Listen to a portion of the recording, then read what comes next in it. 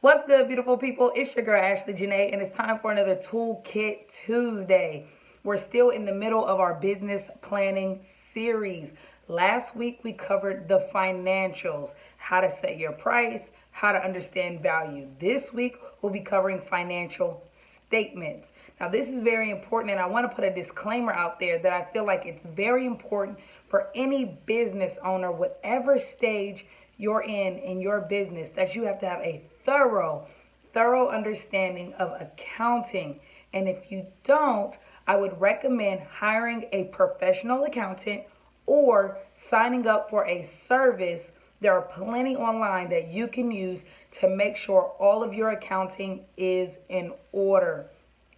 So many businesses fail because of mismanaged funds, and that's where I don't want you to go wrong, okay? So this week we're talking about two of the most important financial statements that I think every starting business owner must have and understand. As always, thank you so much for stopping by. I truly do appreciate you guys. I'm pushing 1,000 subscribers, and it's really overwhelming, all of the love and support that has come my way. So thank you so very much. I'm thinking to celebrate 1,000 subscribers, I think I'm going to be doing a giveaway. So stay tuned for that. Probably something like an Amazon gift card or something like that. So stay tuned. And please make sure you hit that like button if you find value in this video. Share this video with someone that you care about, whether it's an entrepreneur, small business owner, whoever it is that you want to see succeed. Make sure you share this video with them. And make sure you have your post notifications turned on because you don't want to miss a thing. All right, let's jump right into it. I'm going to be sharing a little bit of my screen with you so I can break this down.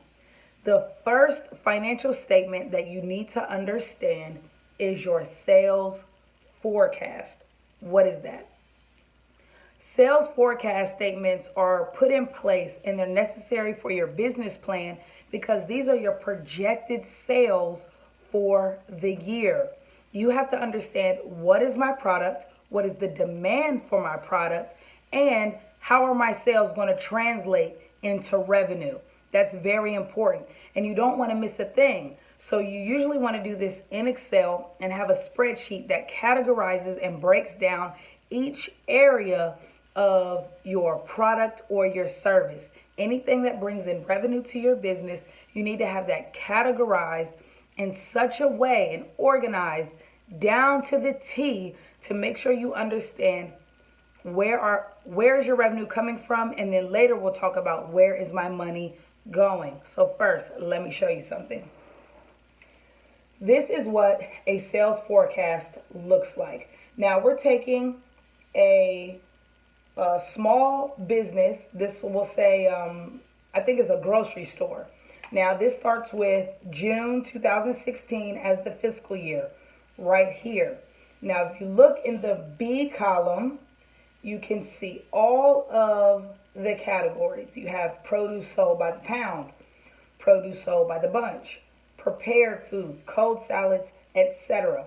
Directly under that, you're going to have the sale price per unit, and then this will be the total. Let's go to produce by bunch.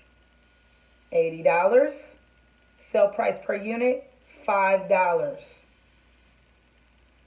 80 units at $5 each is $400. Now remember, these are projections, okay? This is not, I've been in business and this is what I did last year. These are projections. You want to do this for every category, every single month.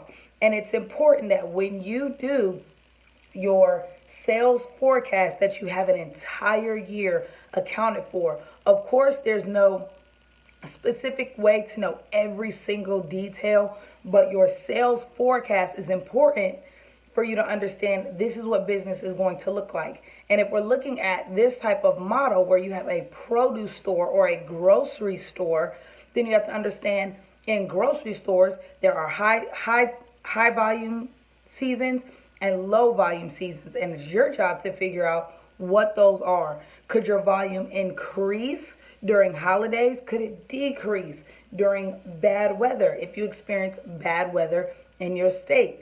In my state, we experience 3 to 4 months of more harsh conditions, snow, sleet, and ice. So sometimes that can drive down the volume. All these things you have to take into consideration. Let's look again. Notice the fluctuation. If you look at line 6, these are the units sold for each month. So June of the fiscal year 2016, you're looking at 80 units. Picks up in July, 120, 180, 160, and so forth. But then when you get to January, remember, we're coming out of a holiday season.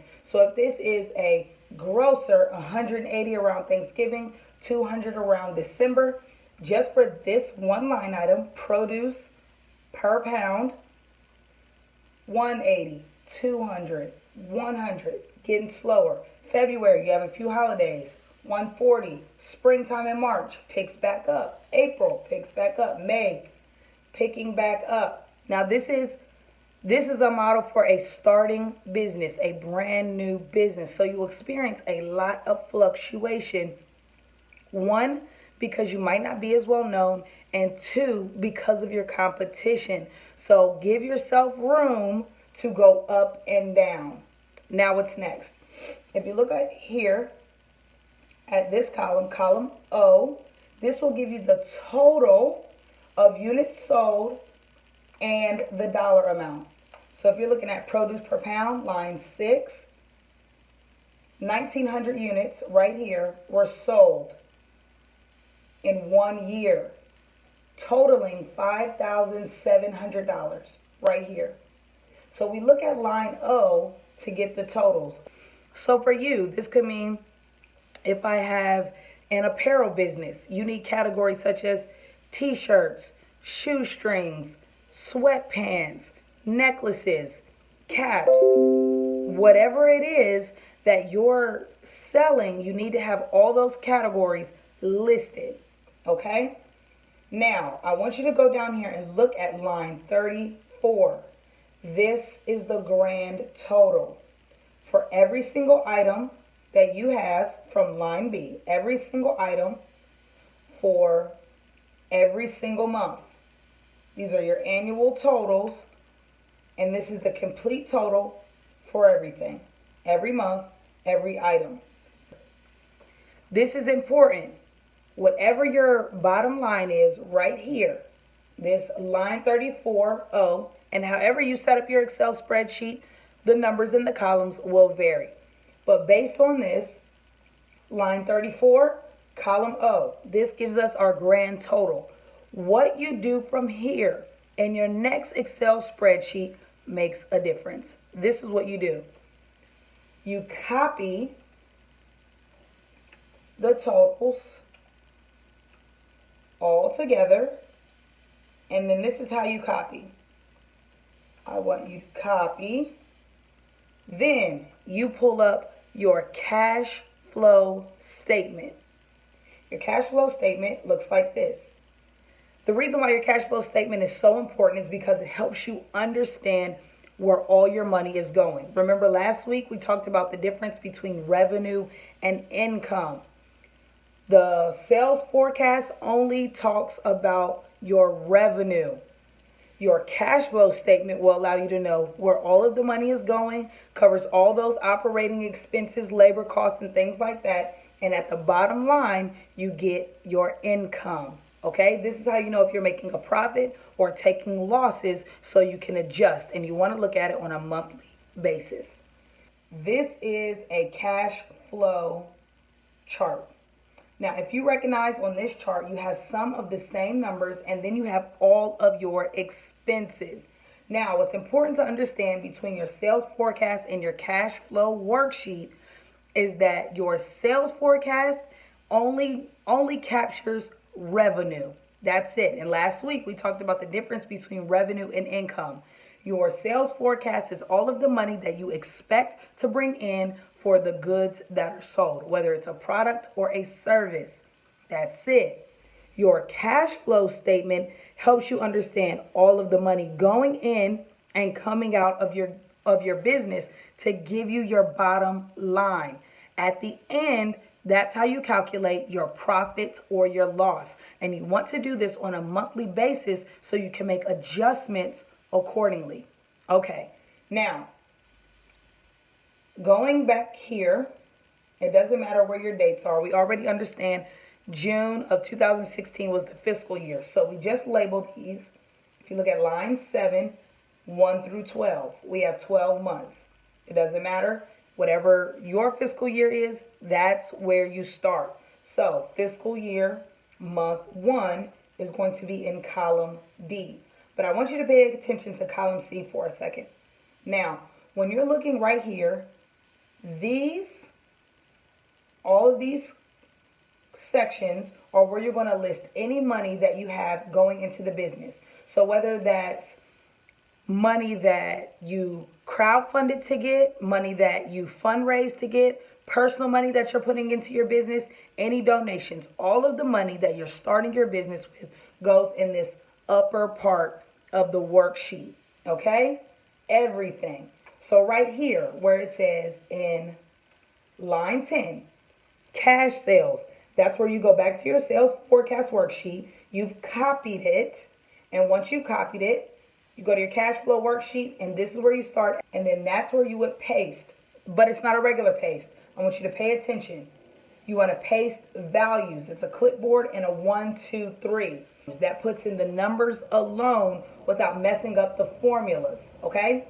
The reason why you put it in your cash sales and not down here is because this is the sum. This is where, line 15, everything is totaled.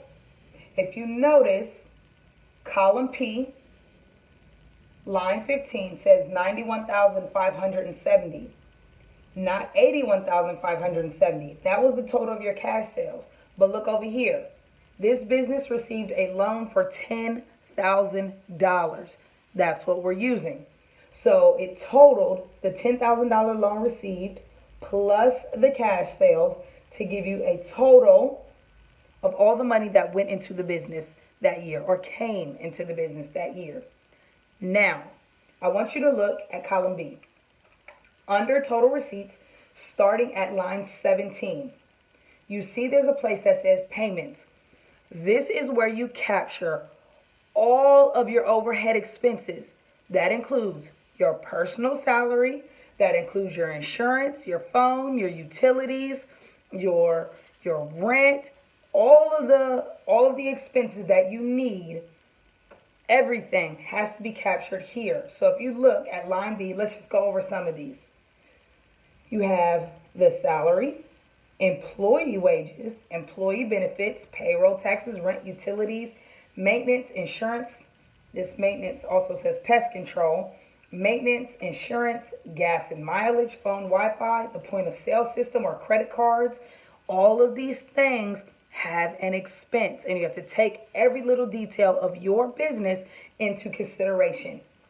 Marketing, office supplies, grand opening expenses, professional fees, security system, bank charges, miscellaneous, and so forth, okay? Now, if we go to column C, we see this is the pre-start column. The reason why you need a pre-start column is because before you open your business, there will be certain things that you need to pay for or purchase before you even start to sell.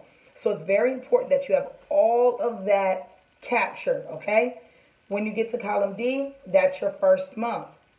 Now, if you notice right here in line 19, the owner decided to take a $1,500 a month salary. Now, don't worry, your salary will not always be that low, and you can set it as high or low as you want it. This is just an example.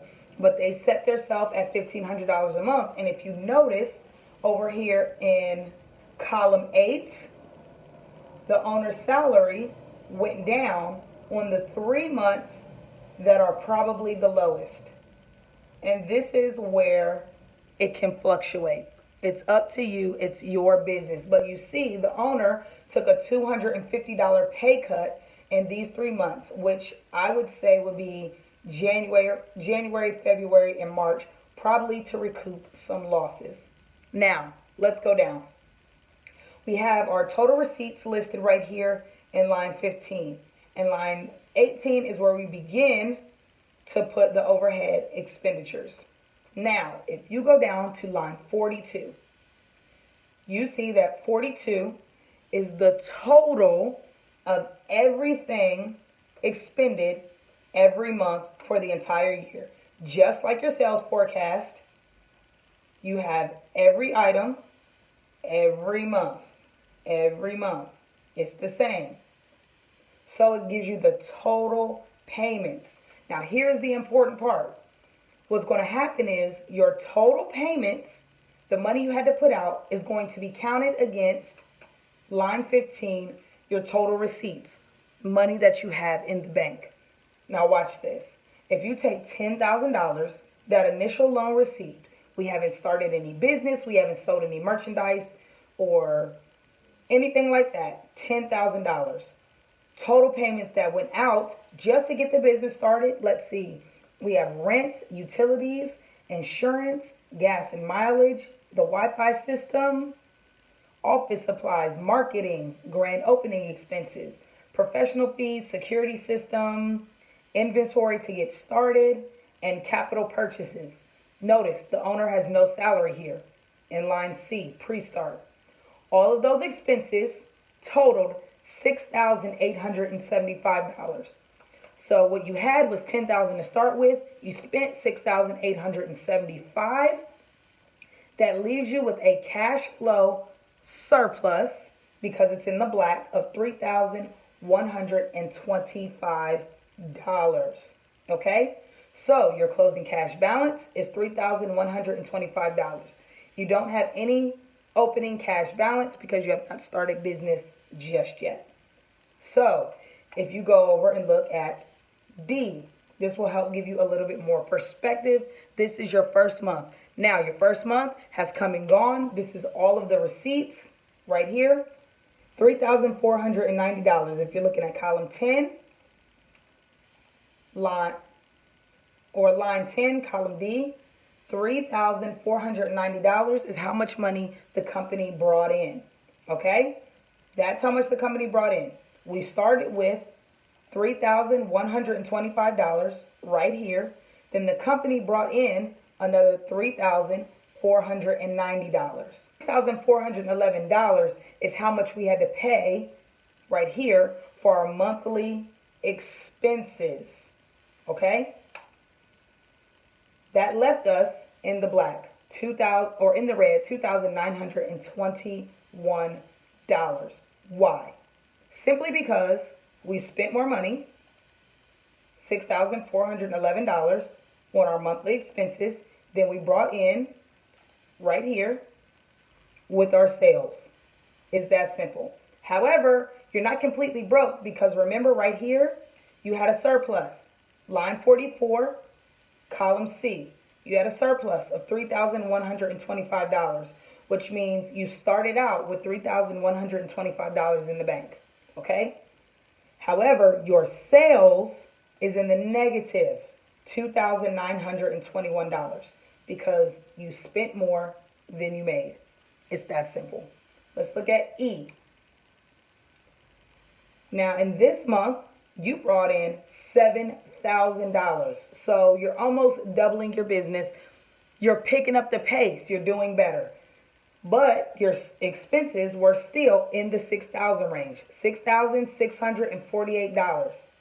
Right here, if you look at column E, line 42, your monthly expenses were $6,648.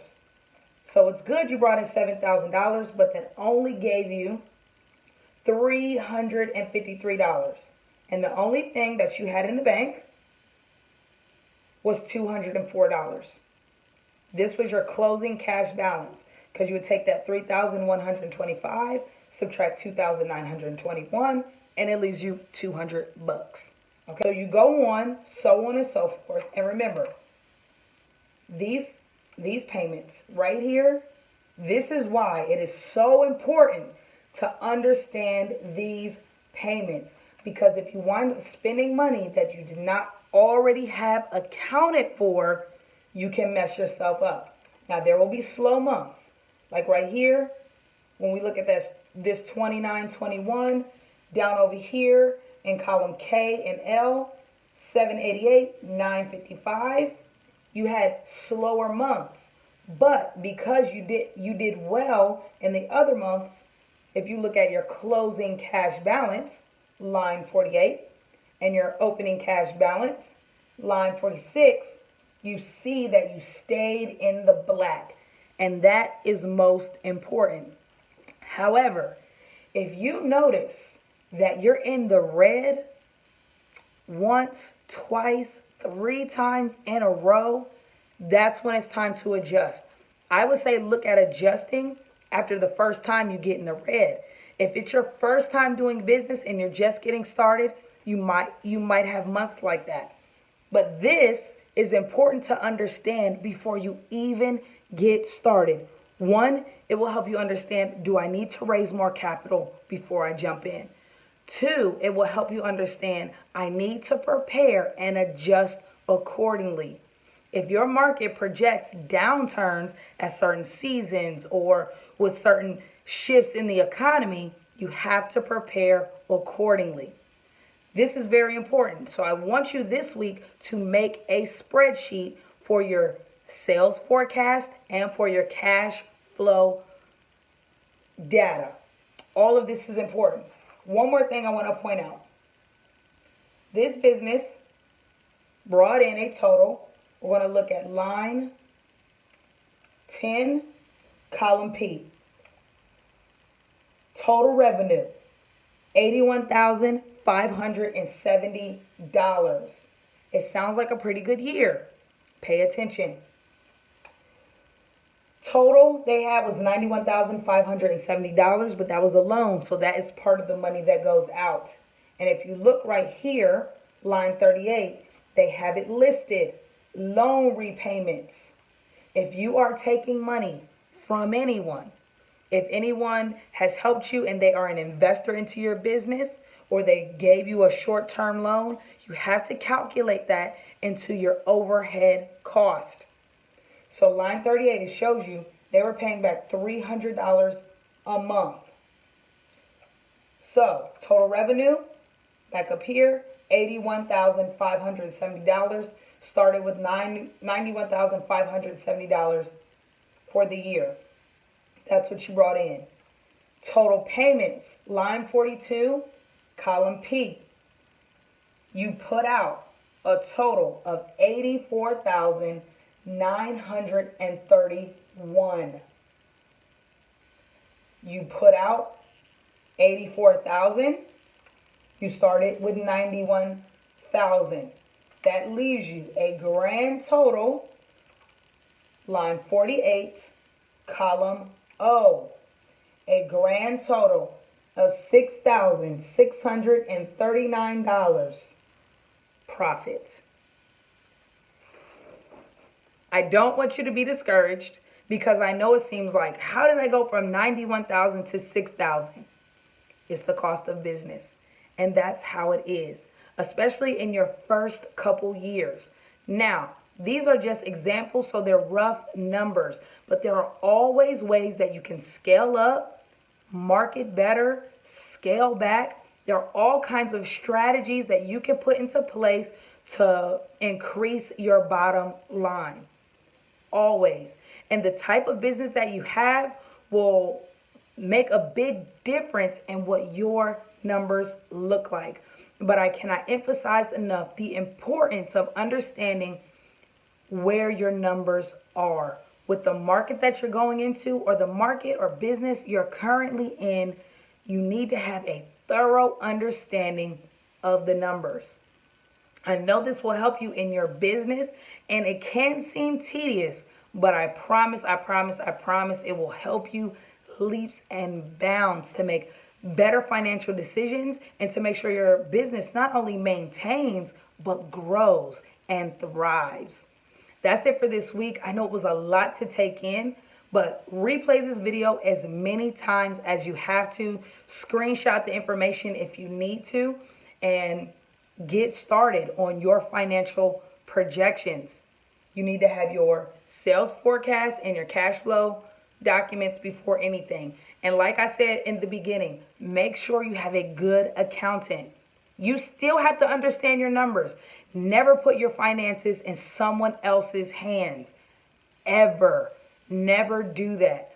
Always have a thorough understanding of where your money is at all times and where it's supposed to go on a daily, weekly, or monthly basis. That's so important for the success of your business. And the longer you do it, the easier it gets. Okay? That's all for this week. If you have any questions, please hit me up. A few people hit me up already in my comment section. A few people hit me on IG and Facebook and said, hey, we seen your video. These are the questions that I have. And I made sure to respond to every single person. So don't be shy. If you have questions, if you get stuck or you're kind of confused, let me know. I'm here to help. That's it. That's all. Thank you so much for watching. Again, if you found value in this video, please give me a big thumbs up. Smash that like button. I appreciate you guys so much, and I'll see you in the next video, family.